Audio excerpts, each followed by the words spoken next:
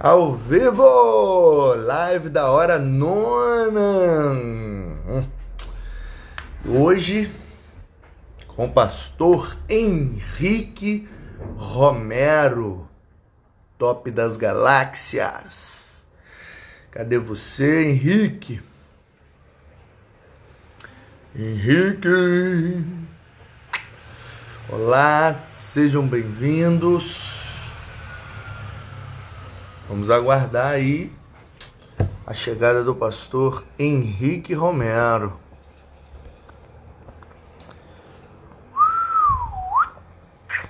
Fala, meu brother. Já chegou. Peru.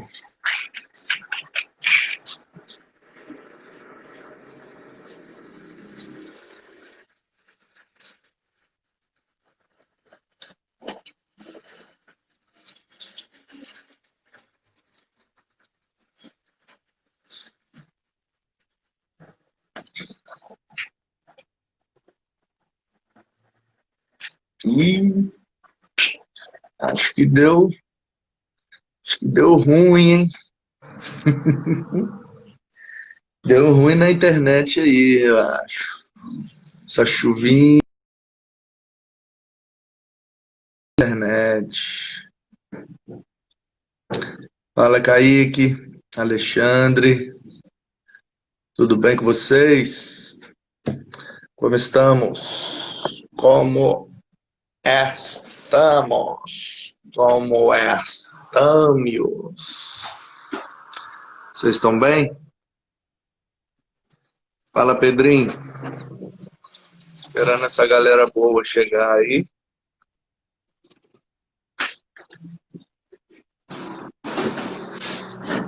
O Henrique entrou e saiu porque deve ter dado algum problema na internet dele lá. Vamos aguardar, né?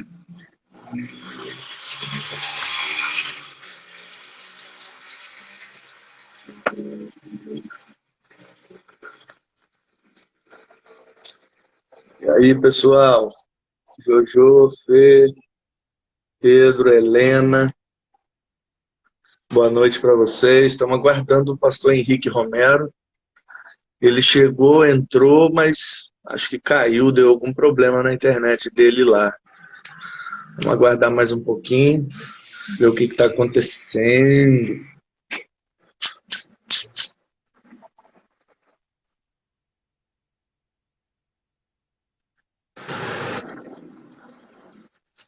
Vamos ver se agora vai.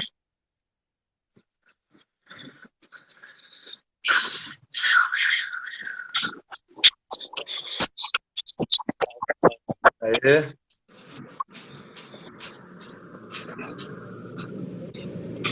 Fala, meu brother. Só vou ajeitar aqui o microfone. Deu problema. Não estou te ouvindo. Agora tá? Agora você tá me ouvindo? Não estou te ouvindo, Henrique. E agora? Agora você tá me ouvindo? Agora chegou o som ou não? Chegou, mas bem baixinho. Vou aumentar um pouquinho. Ver se melhorou aí ou não. Ah, dá para ouvir. Dá? Porque eu tô com sem fio, mas o sem fio deu problema. Então acho que dá uma interferência às vezes. Aí eu passei para esse. Se o volume estiver ruim, você me fala que eu regulo. Ah, tá. Então, não sei como é que tá para o pessoal. Para mim agora que deu para ouvir tranquilo. Para o Tranquilo? pessoal, não sei. Pedi o pessoal para dar um feedback aí para gente, como é que tá o áudio aí, tanto meu quanto do Henrique, para vocês aí, se tá normal, como é que é. Eu tô te ouvindo perfeitamente. Beleza. O Esperar som o melhor pessoal. do que. Vai falando aí. Tá. Eu tava dizendo que o som tá melhor do que a imagem, mas aí a culpa é sua da imagem, né? Aí o pessoal disse que tá bom, pode me Tá ver, bom. cara. Se Beleza. apresenta aí, conta um pouquinho da sua história, do Ok. seu início, da sua caminhada, como converteu, onde que foi, como é que foi. a Legal, vocação, a preparação, o caminho ministerial que você fez, pelas igrejas que legal. você passou. Dá uma resumida geral aí. Ok. Eu sou Henrique Romero. Tinha uma janela. Nesse... Manda Oi? ver, manda. Vai lá, beleza. Eu sou Henrique Romero, eu sou pastor. No momento, estou pastoreando a primeira igreja batista no bairro de São Francisco, em Cariacica. Sou pai do Pedro e da Liz, casado com a Priscila. Sou pastor há 18 anos. Tenho essa carinha aqui de novo, mas já estou há 18 anos no ministério. Fui criado numa igreja, num lar evangélico, mas como todo jovem, né, viveu alguns conflitos, todo não, mas como a grande maioria dos jovens viveu algum tipo de conflito, mas muito cedo fui para o seminário.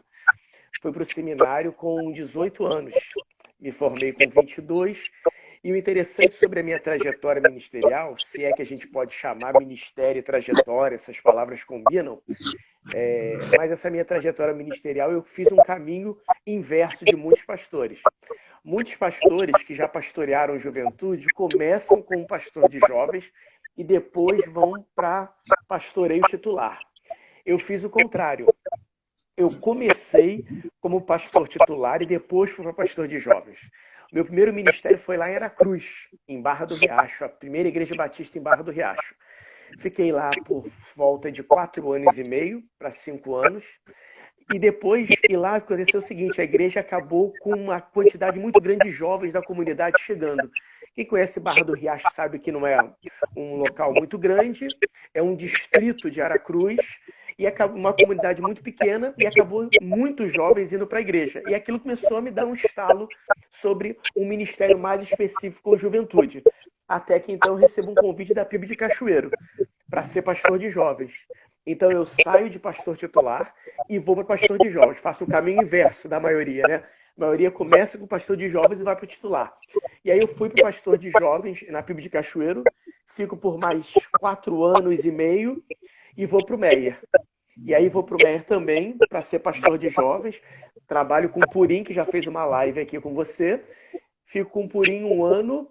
E aí, nesse momento, nesse período, eu deixo o ministério, fico 1 ano e meio sem pastorado, até que volto para o Espírito Santo para ser pastor de jovens da Igreja Batista Bento Ferreira, hoje Igreja Batista Identidade, do pastor Washington. E fico lá por 3 anos e meio. E aí agora estou em São Francisco. Somando isso tudo, dão 18 anos de ministério. Então eu estou 18 anos nessa caminhada aí. A partir desse ano me torno um pastor de maior idade. Né? Espero não precisar ser preso. Ainda mais que eu estou falando com o presidente da Ordem dos Pastores, maioridade. Eu espero que eu não precise ser preso pelo Conselho de Ética ou por ordem nenhuma. Mas ao todo agora já são 18 anos nessa estrada, 18 anos nessa caminhada, errando e acertando, fazendo coisa boa e coisa ruim, edificando e sendo edificado, passando raiva e fazendo raiva, enfim. Ministério para mim é troca, né? E eu acho que eu tenho vivido essa experiência. Muito bom, cara. 18 anos, Henrique. Nosso Deus, 18 cara. anos. Começou 18 muito anos nessa novo, caminhada. muito novo. Comecei. Eu entrei no seminário com 18, me formei com 21 para 22 anos. Meu pastor falou que eu não podia, pastor Joel dos Santos Abreu, foi um pastor até muito conhecido no Rio de Janeiro, foi presidente do Colégio Batista, enfim. E aí ele falou, eu só te ordeno se você tiver o convite de uma igreja. E ele era contra ordenação sem ministério, era uma linha ministerial dele. E eu respeitei, mas aí o que eu fiz? Isso era no Rio. Eu estava sem ministério, sem nada, é interessante isso. Eu estou vendo um monte de gente de cachoeira, de igreja que eu pastorei entrando, alguns sabem dessa história. Ele disse para mim, você não vai para o ministério sem igreja. Eu tinha acabado de terminar o noivado, quer dizer, a menina tinha terminado o noivado comigo, né? Ela terminou, a gente fez seminário junto, ela foi para os Estados Unidos e terminou o noivado. Aí eu estava no Rio, sem ministério, sem noiva, sem nada. E vim aqui para o Espírito Santo pregar na PIB de Iconha, a convite na época do pastor Jaider André, que hoje está em Itaparica. Ele era missionário capelão, me convidou. Quando eu cheguei aqui no Espírito Santo, eu fiquei apaixonado. Eu falei, gente, quem falou que o Rio de Janeiro é cidade maravilhosa? Cidade maravilhosa é esse lugar. E eu estava hospedado na casa dele. Aí fiquei uma semana na casa dele. Quando terminou, falei, ô André, eu posso ficar mais uma semana? Ele falou, pode, o cara recém-casado, não pode. Terminou essa uma semana e eu fiquei em Meaípe, né? Sua terra, né? Seu quintal. Ele morava em Meaípe. Ele dirigiu o Nauta, que você deve ter conhecido bem. Eu Então, do projeto com os marinheiros e tal. isso, então. Aí ele vira para eu e fala, não, pode ficar mais uma semana. Depois de 2 semanas ele fala, olha, Henrique, tá na hora de você ir embora, né? Eu falei, não, tá. Só que eu não queria, não queria ir embora de jeito nenhum. E aí eu tô caminhando ali em Meaípe e vejo uma Assembleia de Deus naquela rua principal. Você conhece bem, eu me esqueci de que ligado a que ministério eles são. Mas aí vi e tinha uma. Muita ligação com o Ministério nenhum, não. Era. Que ano que era? Só para eu Isso era em saber se era o pastor Zezinho ou se já era o pastor Claudinei que está lá até agora. 2002. 2002. Já era o Claudinei, então, eu acho. É. Acho que Aí tinha era. uma plaquinha de um seminário de aula de teologia. Eu bati lá com a cara e com a coragem e falei, ó, sou professor de teologia. Você dá aula de quê? Eu falei, qualquer coisa, o que tem aí? Aí, enfim, tinha aula na época de Novo Testamento, eu me lembro bem. E aí comecei a trabalhar no seminário, aluguei uma kitnetzinha na Dona Neide, que talvez você conheça, é uma mulher muito conhecida ali em Meaípe. Aluguei uma kitnetzinha na Dona Neide e aí comecei. Aí dali não saí nunca mais e tô já há 18 anos aqui no Espírito Santo também. Sério, cara? Foi assim? É, foi assim, eu filho único, minha mãe chorou, ficou triste, enfim. Mas eu falei, eu não saio desse lugar nunca mais. Eu fiquei apaixonado, sou apaixonado pelo Espírito Santo. Amo o Rio de Janeiro, tenho muito respeito, mas eu acho que é incomparável. O Espírito Santo, a qualidade de vida, a beleza da cidade, a proximidade das coisas. É outra realidade, é outra realidade. E eu fico feliz que o pessoal não descobriu o Espírito Santo ainda, como deveria. Melhor de ficar do jeito que tá. Eu amo Cara, esse lugar. cara louca, eu não sabia que era Pô, sentido assim, aí, não. rapaz, ó. Bom Foi por aí. demais. E aí, cara, você ficou em Meaípe dando aula no CETEC, né, que chamava seu Seminário de Teologia, que eles... Isso, isso. Isso aí. E como Aí é que você vai nisso, para o Parque do Riacho? Como é que foi? Do isso. nada? Não, então, aí eu tô lá, eu acabei cometendo um lapso, inclusive esquecendo. Assim que eu estava dando aula no seminário, o pastor Marcelo, da PIB de Anchieta, me chamou para trabalhar com ele como auxiliar. Eu pulei essa questão. E aí ele tinha uma congregação em Nova Jerusalém. Não sei se você conhece o lugar. Nova Jerusalém é um bairro muito carente, A gente tem uma demorou igreja lá, muito. a Igreja Batista Nova Jerusalém, pastor Marcos. Então, exatamente, é aí que eu vou chegar. A igreja era uma congregação, tinham três Uhum. pessoas lá, três pessoas. Isso há 20 anos atrás, Então, nessa época devia ser muito tenso, né? Manu, Agora não lá tinha nada. nas casas, agora já tá bonitinho lá em cima. Não tinha nada, só lama, nada, nada, nada, nada. Aí ele falou, Henrique, tem uma congregação com três pessoas. Rapaz, meu primeiro ministério com gasto total, 20 anos, eu falei, ó, vou pra lá. Três pessoas, sendo que duas eram analfabetas. É uma comunidade muito carente. Hoje melhorou muito, volto a dizer, mas era quase um estrangulamento social. A prefeitura de Anchieta fez o seguinte, pegou na época os pobres da cidade e colocou lá. Meio que quase um isolamento mesmo. E então tinha três pessoas, dois analfabetos. E aí, cara, eu com gasto total, resumo da história. Em um ano, a gente saiu de congregação para igreja, fizemos uma organização com 48 membros, uma frequência de 90 pessoas, e aí organizou num dia, no outro eu fui para Barra do Riacho. Então eu cumpri minha missão, organizei uma igreja, coloquei no meu currículo, organizei, fundei uma igreja e fui para Barra do Riacho. E essa transição, como que se deu? Como que apareceu esse convite? Como é que foi? De Barra do Riacho? De Barra do Riacho tem um pastor, pastor Michael. Você lembra, pastor Michael, que trabalhou na convenção, hoje está lá em Soretama, você sabe quem é? Sei. Então, ele na época trabalhava na convenção, eu era muito próximo na época da convenção via pastor André, que era capelão do Nauta, capelão da convenção. E aí acabei indo muito à convenção, aquela coisa de ir, contato, e aí... Tá aqui em Nova Oi? Itaparica, né? O Oi? André, que é meu vizinho aqui agora, Nova Itaparica. Isso. Na época ele era missionário do Nauta, da convenção. E aí nessa eu ia muito à convenção por causa dele. E aí nesse eu conheci o Francis Michael, que hoje está em Soretama, e ele falou: olha, a igreja que eu sou membro, Francis Michael, a igreja que eu sou membro, ela tá sem pastor. Você aceita ir lá pregar? Fui. E aí nessa houve o processo de sucessão, participei do processo e acabei ficando por lá. Mas aí você já foi casado ou você casou lá? Então, já fui casado. Do meu primeiro casamento, na época, a mãe do Pedro, tá aqui o Pedro. Ok, mas fala, meu brother, esse menino é maneiro, cara. Então, que era a Celeste, já fui casado. Eu já fui casado, eu conheci a Celeste em Anchieta. Eu fui Ah, casado para Barra do Riacho, entendeu? mentira. Ok, ok, ok. Isso. Aí, até aí, no Meyer, no período do Meyer, é que ocorre o meu divórcio, e aí eu caso em Bento Ferreira com a Priscila, que é minha esposa, que era minha ovelha em Bento Ferreira. Caramba,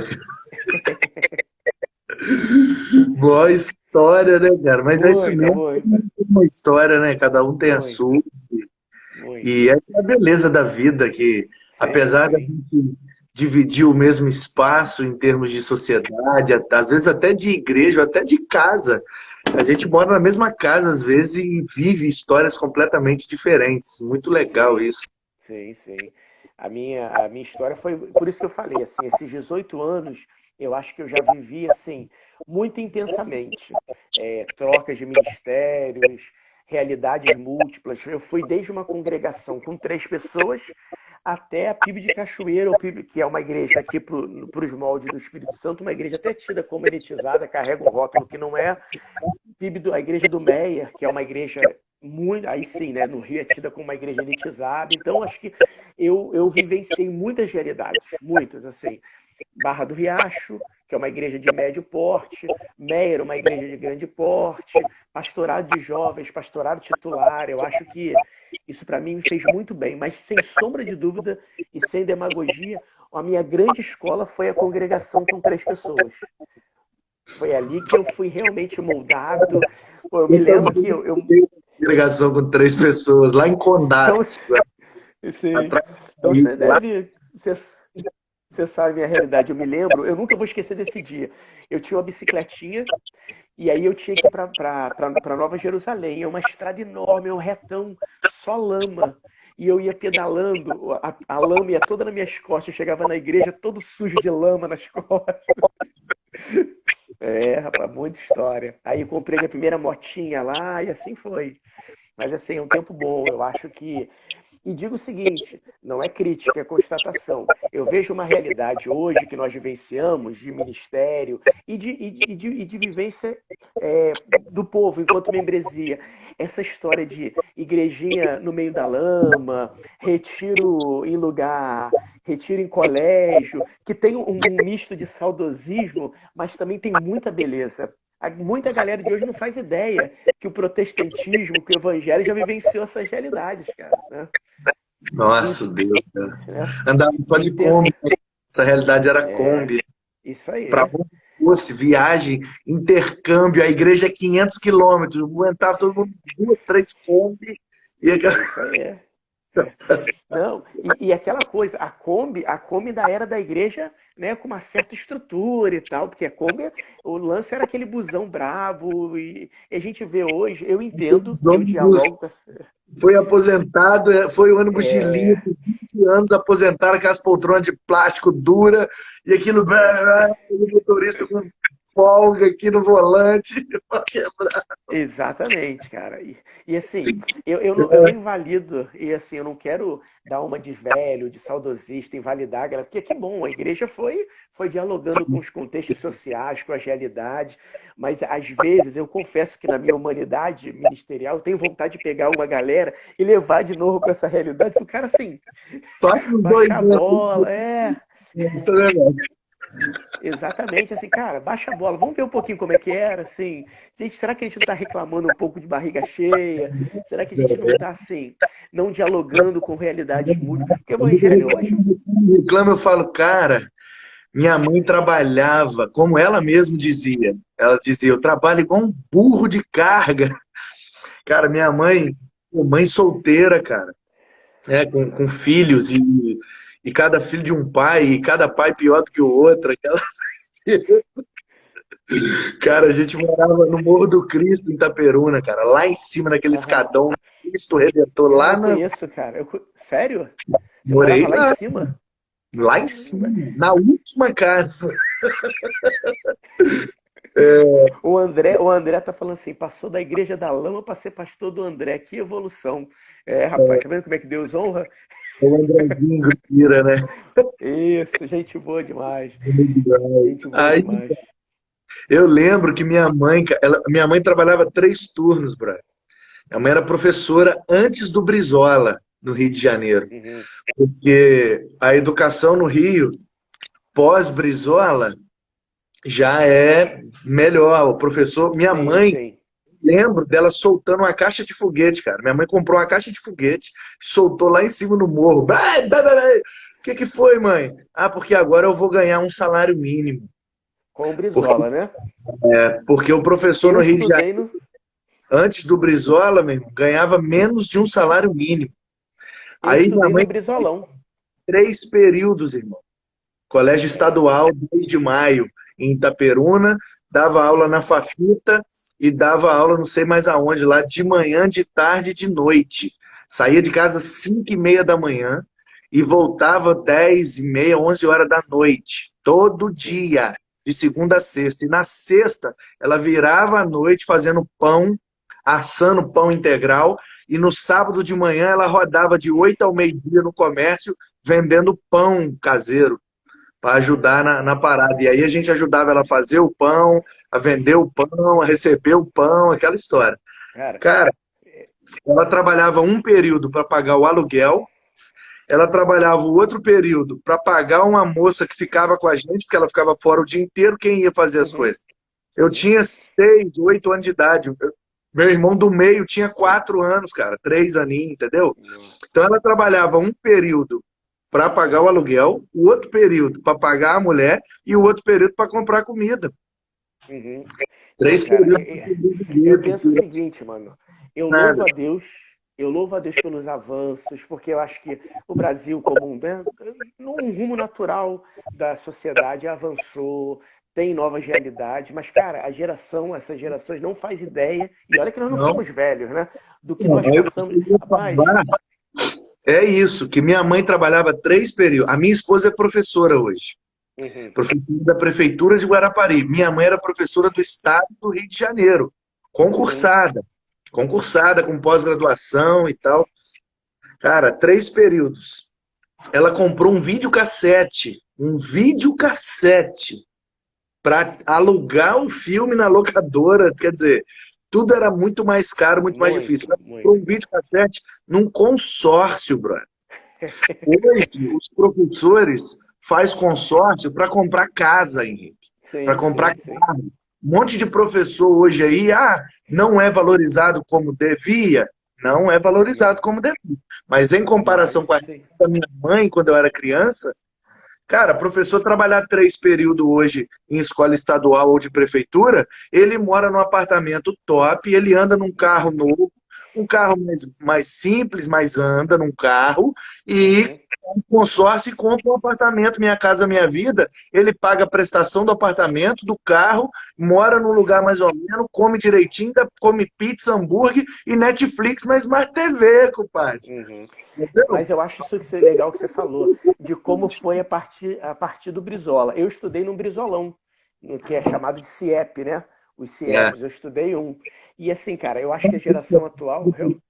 pública. Oi? Oi? Falhou aqui CIEP, para mim. Centro Integrado de Integrado Educação. de Educação. Exatamente. E essa galera.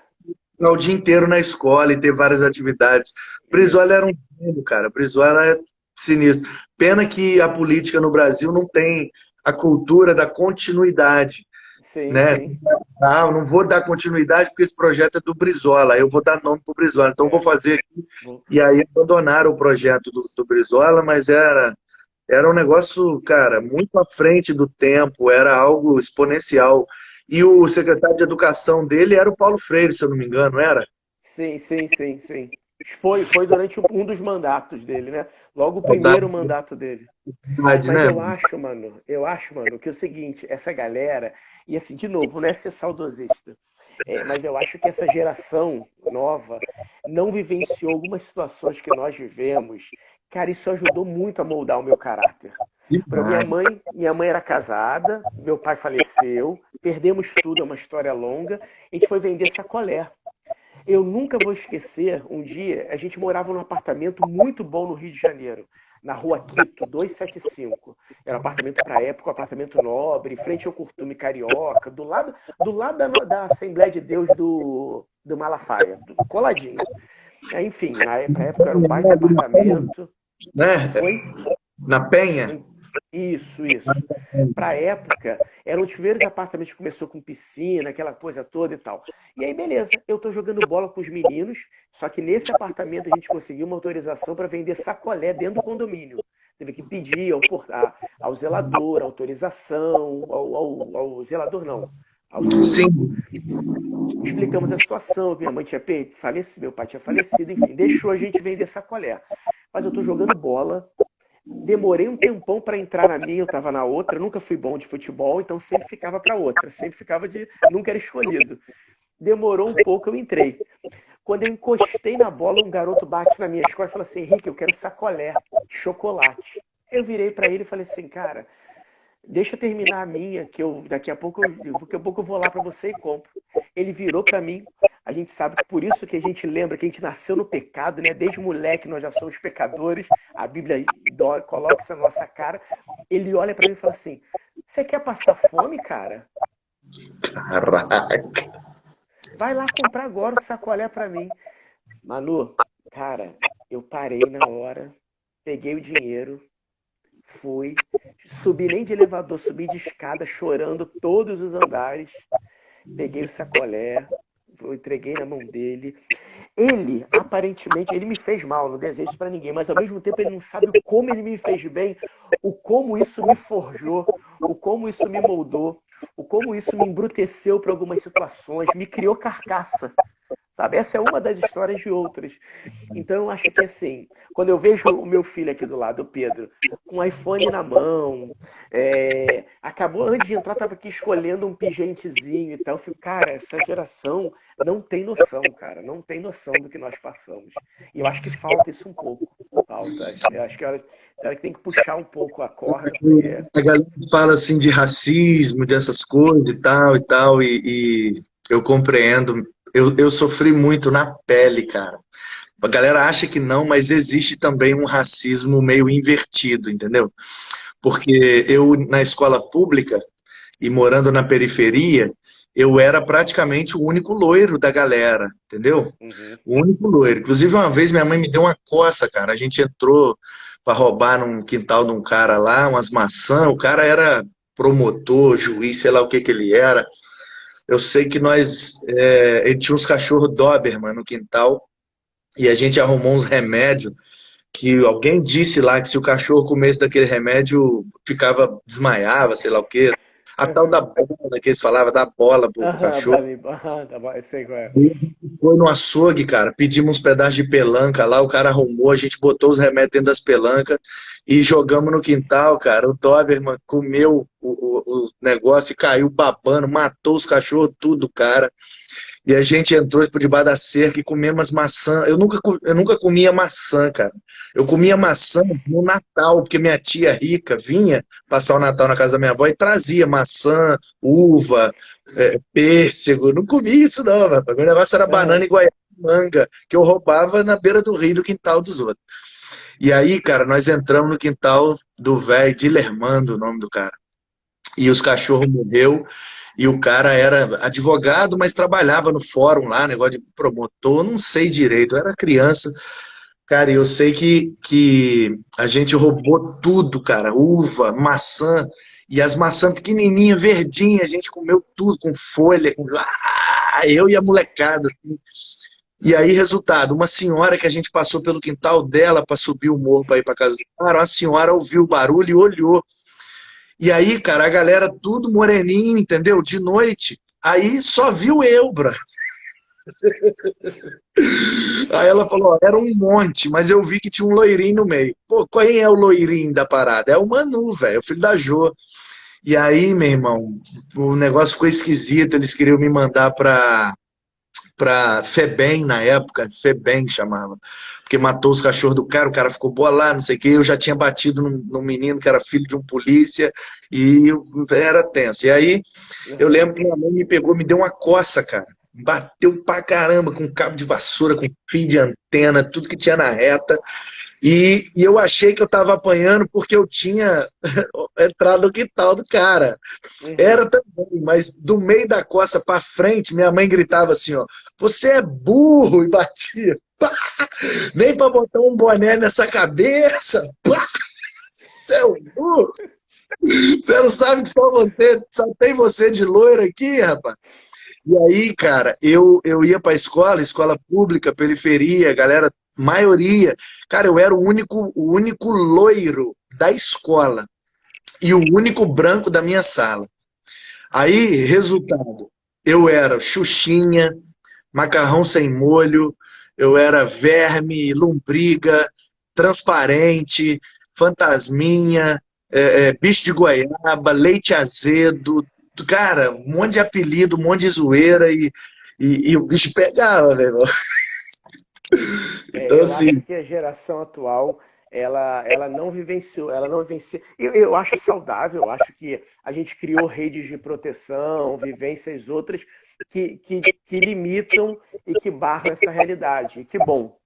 Mas eu acho que algumas experiências vivenciais de dificuldade, de lutas, para mim foram importantes. Para mim moldaram. Não acho que seja prática ou praxe para os outros, mas para mim foram importantes porque foram questões assim que me nortearam a valorizar mais as coisas, então, o a Isaac está perguntando aí como que a gente pode passar isso para os nossos filhos. O que é que você diria? olha, primeira coisa, eu acredito muito na tradição, eu acredito muito na tradição oral. Eu acho que a oralidade, sentar e contar, eu conto todos que eu estou falando, o Pedrinho já está cansado de ouvir. Ele já ouviu todas essas histórias. Eu acho que, para mim, isso é muito importante, o diálogo. Falar assim, olha, cara, não é tão simples assim. Eu já vivenciei uma outra realidade. Eu espero que ele não vivencie essas. Mas a primeira, para mim, sempre é a oralidade, a conversa, o diálogo primeiro recurso. E aí, Isaac, eu penso o seguinte: quando eu falo isso, não é só para protegê-lo, mas é para proteger o outro. Porque quando eu digo para ele, olha, quando o garoto foi para mim ofensivo e falou, você não quer passar fome, aprenda para que você não faça isso com alguém também. Porque a gente tende a pensar em educar o nosso filho apenas para protegê-lo. Mas não, a gente precisa pensar para proteger também a sociedade. Então, eu acho que essa questão é importante e eu tento sempre mostrar para ele. Eu acho que a oralidade, para mim, é o ponto inicial. Sentar, contar, ficar atento às vivências, que eu acho que isso é uma outra coisa na paternidade, ficar atento às pequenas coisas da vida. Eu acho que a vida te dá o tempo inteiro sinais. Você está atento a ele, ao que ele está falando, o que ele está fazendo, o que ele está tentando, o que ele está direcionando. E a gente ganhava mesadinha que falava. Todo jogo a gente Uhum. ganhava. Era sócio-atleta. Eu tinha direito de entrar no clube porque eu jogava no time, senão nunca seria sócio de um clube, entendeu? Nadar em piscina era raridade. Eu nadava no rio mesmo, na cachoeira. E, e aí, resultado, eu cresci e depois eu fiquei viciado em tênis, cara. E eu Uhum. comecei a colecionar tênis. Toda vez que eu via um tênis com o meu número, que é difícil de achar, eu comecei a comprar, e aí tive acesso aos tênis do Jordan, que era meu sonho de moleque, e eu nunca Uhum. tive um Jordan quando eu jogava de fato. E aí eu comecei a comprar, quer dizer, quando eu assustei, eu já tinha mais de 100 pares de tênis. E aí minha esposa, quando eu fui comprar um assim, ela falou, olha só, vamos combinar um negócio? Se você quiser comprar, compra. Mas para cada um que você comprar, você tem que tirar um de lá, porque não está cabendo mais.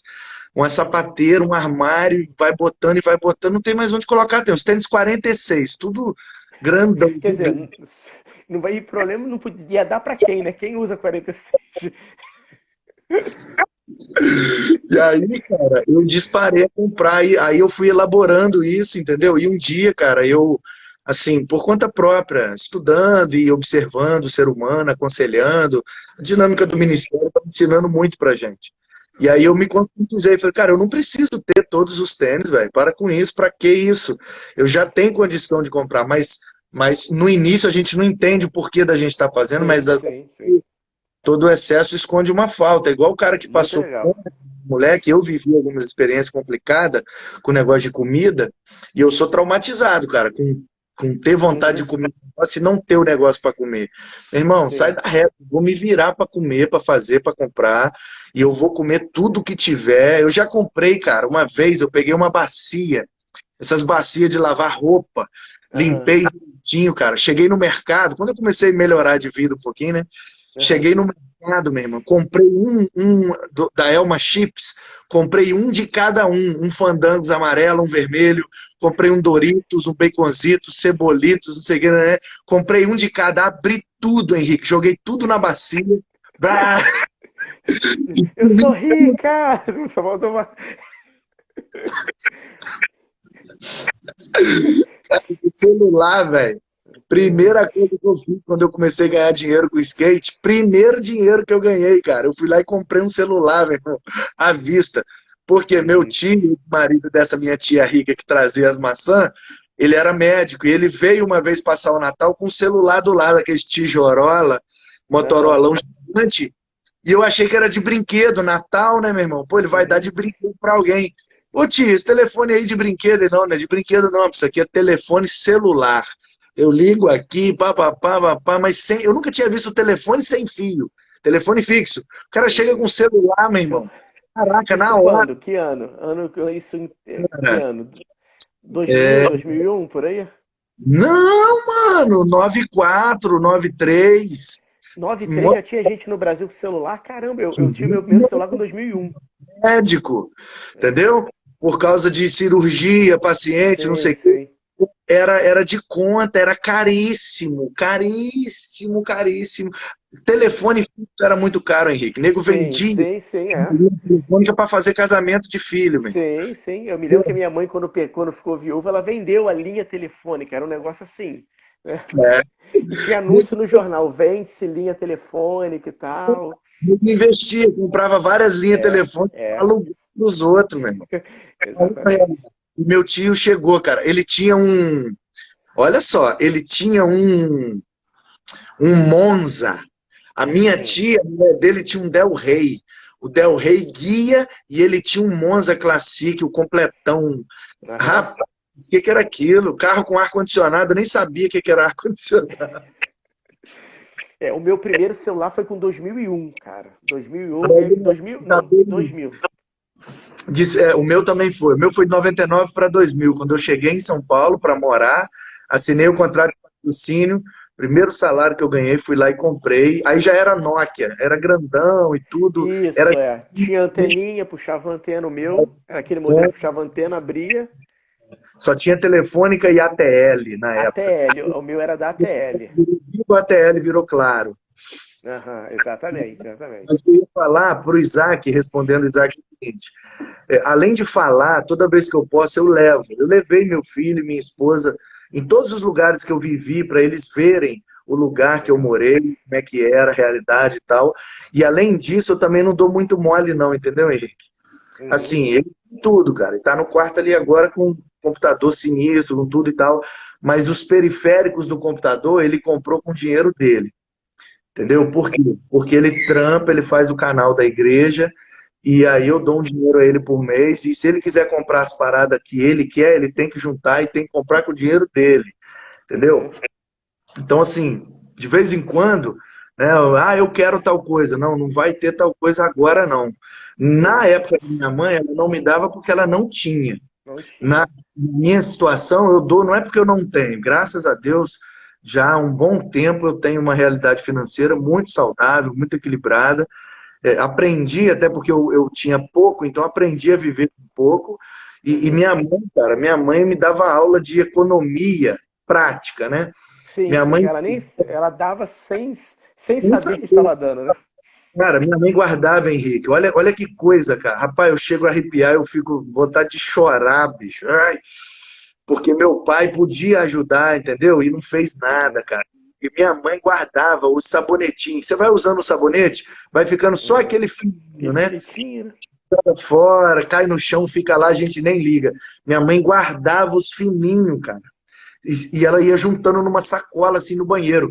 Ficou fininho, ela botava na sacola e pegava um outro. Botava na sacola, enchia a sacola. Sabe o que ela fazia? Jogava na panela, irmão. Com gordura e os sabonetes e detergente. E mexia e aquilo fervia, virava uma pasta. Ela botava num pote de manteiga e aquilo era o sabão que ela ia lavar a roupa e a louça mesmo. Entendeu? Não. Rapaz, você falando isso me lembrou uma história. Tem gente que ama e tem gente que odeia o Cristiano Ronaldo. Mas eu vi uma reportagem dele interessantíssima, dele com o filho. Tem até no YouTube essa entrevista dele. Ele falando exatamente sobre isso. Eu não sei agora quantos anos. Na época o menino tinha uns 5 anos por aí. Ele falando: olha, meu filho me pede um iPhone todo dia. Eu não vou dar um iPhone para ele. Um iPhone para o Cristiano Ronaldo é centavos, né? Na realidade, quer dizer, não é nada, não é nada. Ele falou assim: eu não dou. E eu posso dar um caminhão de iPhones para ele, mas eu não dou porque ele precisa aprender. Primeiro, a ouvir não. Ele precisa aprender a lidar com o tempo das coisas. Ele precisa lidar com uma diversidade que eu sei que ele nunca vai ter. Ele fala isso na entrevista. Ele não vai ter, ele tem dinheiro pro resto da vida, mas ele precisa entender. Cara, senão ele cresce achando que Exatamente. pode tudo, velho. Não é assim. Exatamente. Eu achei assim muito, Às muito vezes, legal. agora uma última dica aí pro Isaac, ele que tá com um filho novinho, né? O meu já tá com 17, acho que o seu também tá 17, né? 15, vai fazer 16 agora. Pois é, e o meu tem 17 e eu criei mais dois, né, cara? Eu criei uma sobrinha que está comigo até hoje, fazendo faculdade e tal, agora ela está com os pais lá, e criei o Matheus, cara, um menino que eu conheci lá em Condados, onde foi o meu primeiro ministério.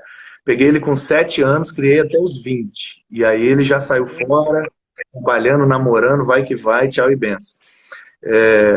E sem falar nos adolescentes da igreja, né, cara, que a gente acaba sendo um pouco. Sim, sim. Vários grupos sem pai grudaram em mim, e eu fui meio que pai para eles, levei para dentro de casa, levei para viajar comigo e tal.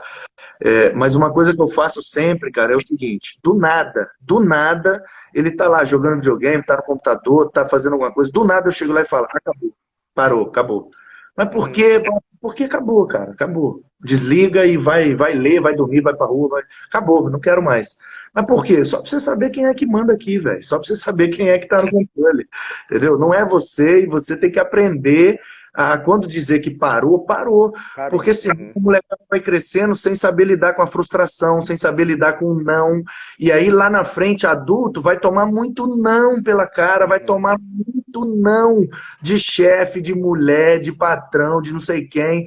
E, meu irmão, se não souber lidar com o não, entendeu? Engolir a frustração e obedece quem tem juízo, entendeu? Uhum. Se não souber, se não aprender na infância e na adolescência, não vai aprender nunca mais, Aprender Henrique. depois. Tem que E virar outra esses coisa, adolescentes, entendeu? Adolescentes. é Os isso caras que aí. são adultos na idade, mas na mentalidade é adolescente. Por quê? Porque não sabe lidar com a frustração, não sabe lidar. Aí o chefe dá uma briguinha com ele, ele chega em casa, aí chora igual criança, aí fica Uhum. revoltadinho, quebrando as coisas. Eu vou sair desse emprego, eu não aguento mais, é muita humilhação, bababá. Ah, que vergonha Uma nessa outra, cara. uma outra coisa que eu defendo, você citou Paulo Freire aí, né? Eu fiquei muito feliz pela citação, é um cara que eu gosto demais. E Paulo Freire tem aquele livro da pedagogia da autonomia, e eu acho que isso é uma outra coisa. O Pedro, eu tento também vivenciar essa realidade com o Pedro. Essa semana ele virou para mim, tem mais 2 ou 3 semanas. Pai, tô com R$ 600. Eu falei assim, tá vendendo droga, né? Eu falei assim, o que que houve? Como é que tá vendendo? Tô com 600 já do nada, eu falei, tá vendendo Pô, droga, o que eu que não houve? tenho 300 reais, pior que tenho. Eu falei, vai, minha primeira coisa, pedir emprestado. Segundo, como é que você arrumou R$ 600? Falou, pai, vendi meu videogame, tava lá parado, não tava usando mais, eu vendi o videogame. Aí, beleza, tô com meus R$ 600. Aí a pergunta que eu fiz, o que que você vai fazer com R$ 600? Ah, o que que você acha? Falei, não, peraí, aprenda, administre, o que você vai fazer com os 600? Aí agora tá num conflito. Se dá entrada no notebook, se faz não sei o quê, e vou deixar o pau quebrar, porque é importante para ele entender e começar a gerir isso. Assim, eu sim, poderia ter 1.000 planos para esses 600 reais, inclusive emprestar. E outras coisas mais que eu poderia direcioná-lo. Mas assim, peraí, é importante ele entender que parece que é muito dinheiro, não é? Ao mesmo tempo, é muito se comparado a muitos brasileiros agora que estão na fila dormindo dias e dias na Caixa Econômica para receber uma parcela de 600 reais. E o que, que eu faço? Comprei 2 camisas, acabou o dinheiro. Ou seja, essa questão da autonomia, claro que você faz uma autonomia supervisionada, claro que você faz dentro de limite, mas deixar quebrar a cara, aprender, vivenciar, isso para mim é muito importante.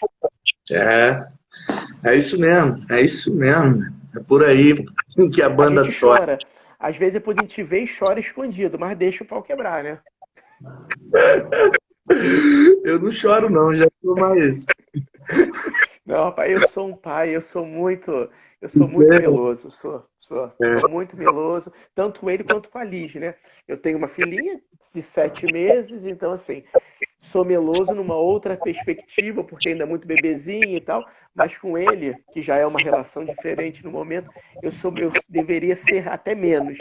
Então eu deixo o pau quebrar e choro escondido, lamento, mas acho que é importante nesse processo. Acho importante para ele esses erros, esses acertos. Mas às vezes eu vou nos lugares, cara. Aí assim, às vezes eu sou um pouco radical com algumas coisas. Eu sou mesmo, não abro mão e é isso mesmo.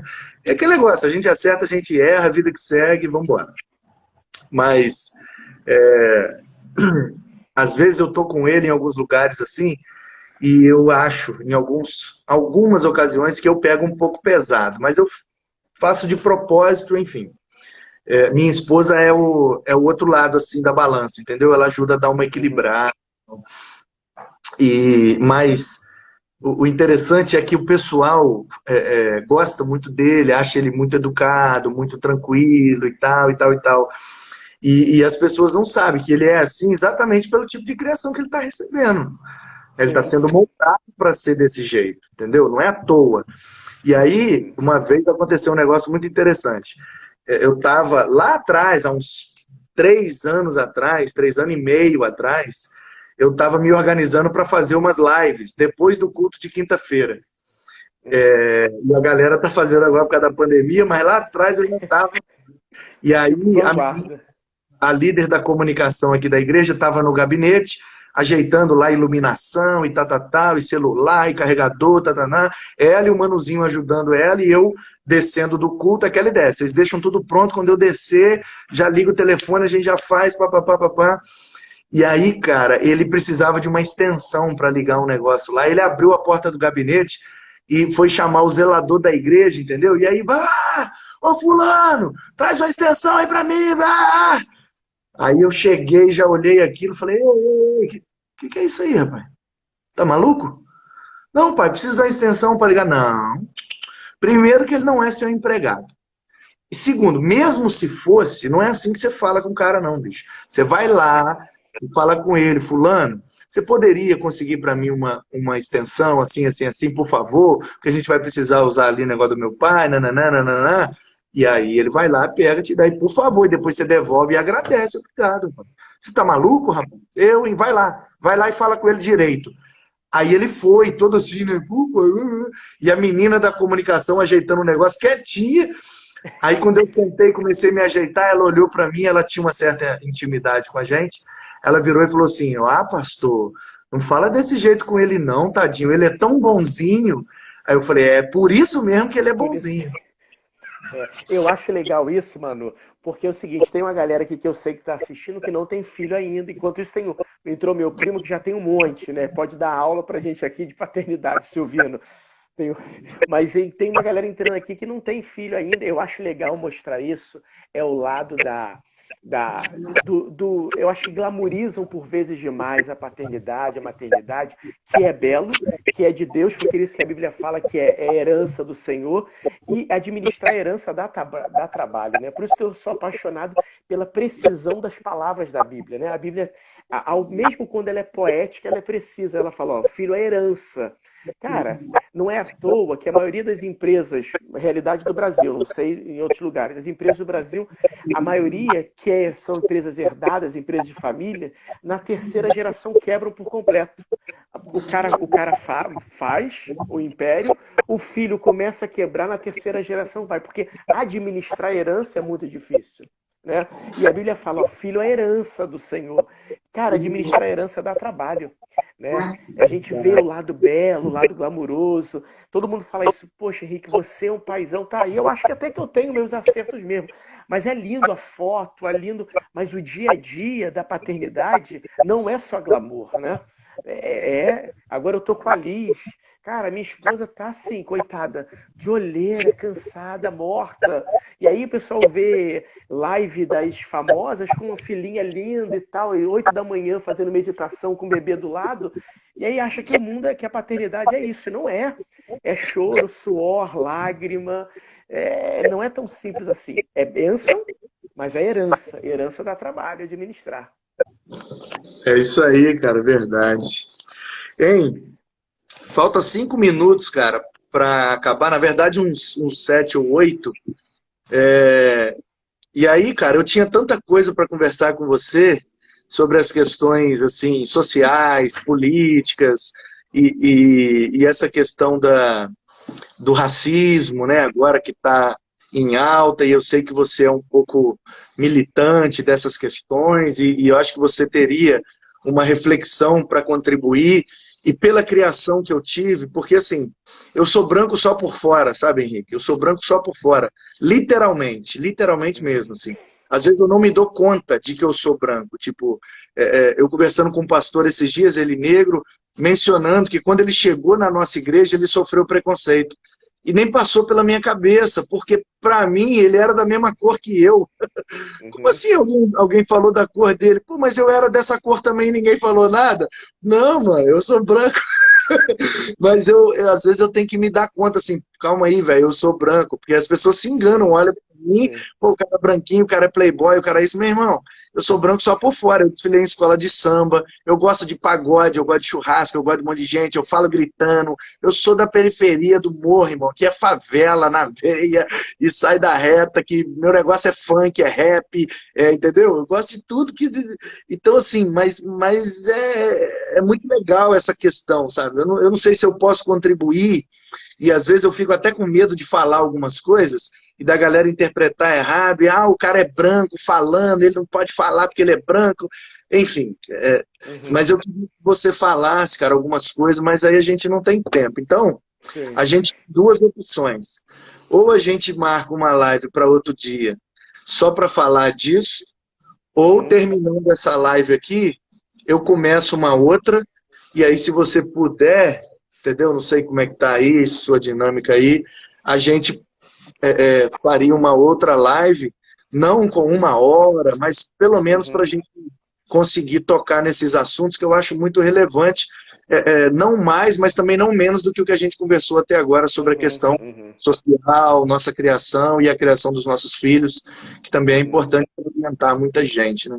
Aí você que manda. O que você preferir. Não, eu vou dizer ao contrário. Você que manda, a live é sua, você fala e eu obedeço, o que for melhor para a sua dinâmica. Ou continuo, iniciar uma nova, ou outro dia, para mim não me interfere, o que for melhor para você. Elas estão ficando salvas no IGTV da igreja, né, aqui nesse Instagram, mas a gente tem baixado elas e disponibilizado no YouTube também, entendeu? Então, assim, sabe Deus aonde isso vai chegar, quem é que vai ouvir isso, e eu acho que vale a pena, cara, algumas reflexões que você fez. E eu gostaria que você falasse também sobre aquelas pequenas crônicas que você escreve no Facebook, suas percepções, assim, eu acho muito legal aquilo, e eu acho uma pena eu terminar uma conversa com você sem tocar nesses dois assuntos que estão meio que lançados. A sua visão acaba escorrendo por aqueles textos e é muito precioso isso. Eu não queria perder isso. Né? Se você quiser fazer outra, você que manda. Se quiser outra ou marcar outro dia, eu estou à sua disposição. Então vamos aproveitar, já que está quente, né, cara? Não deixar o frio. Não. Então vamos embora. Então eu vou encerrar essa live aqui, só avisar o pessoal que está com a gente, tem uma galera boa aí acompanhando a gente, apesar do horário. Então, pessoal, a gente vai encerrar essa live. Daqui a alguns minutinhos você pode voltar aí, tanto no perfil da igreja quanto no do Henrique, e a gente vai continuar um bate-papo sobre questões sociais, preconceito e os textos que o Henrique escreve, etc. Beleza?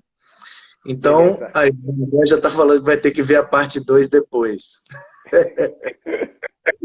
Mas é isso aí. Valeu, galera. Até daqui a Falou. pouco. Até daqui a pouco.